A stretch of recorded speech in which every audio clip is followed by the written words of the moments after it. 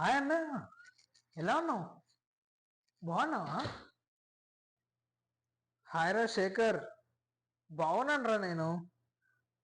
చెప్పాడు మీ అన్నయ్య నువ్వు వస్తున్నావు అని. ఏదో క్వశ్చన్ అడగాలంట కదా, ఏంటి? క్వశ్చన్ ఏం లేదన్నయ్య, జస్ట్ నార్మల్గా అడ్వైజర్ అడగడానికి వచ్చాను.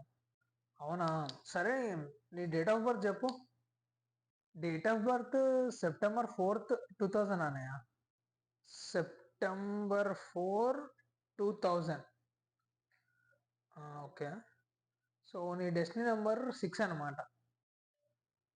నీకు హెల్పింగ్ నేచర్ ఎక్కువ అంట కదా, పక్కన వాళ్ళు అడగకపోయినా కూడా హెల్ప్ చేస్తా ఉంటావు కదా.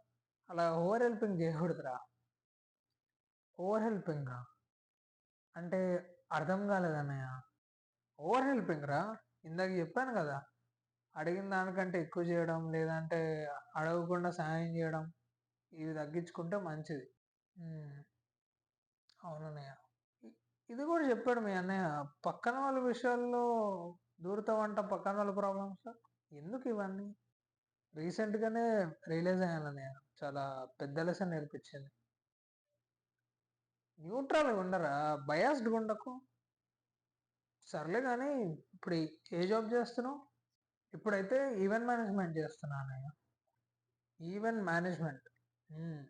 మంచిదే, నీకు బాగా సెట్ అవుతుంది కూడా. మరి ఎంజాయ్ చేస్తున్నావా? అఫ్ కోర్స్ ఎంజాయ్ చేస్తున్నానయ్య, చాలా బాగుంది. ఇంకేం కావాలరా నీకు?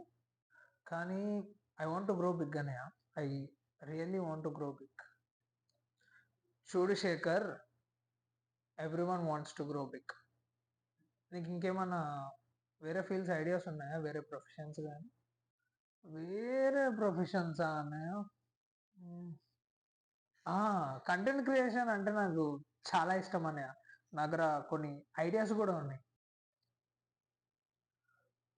కంటెంట్ క్రియేషన్ ఇష్టమారా నీకు? You can try, you should try. Destiny number 6కి బాగా హెల్ప్ అవుతుంది. ఫ్యాషన్ కానీ, ఆర్ట్ కానీ, మీడియా, ఇలాంటి ఫీల్డ్స్లో you can succeed man, you can succeed. అయితే నేను కంటెంట్ క్రియేట్ చేయొచ్చు అనమాట. నేను కంటెంట్ క్రియేటర్ అయిపోతానయ్య. థ్యాంక్ యూ అనయ్య.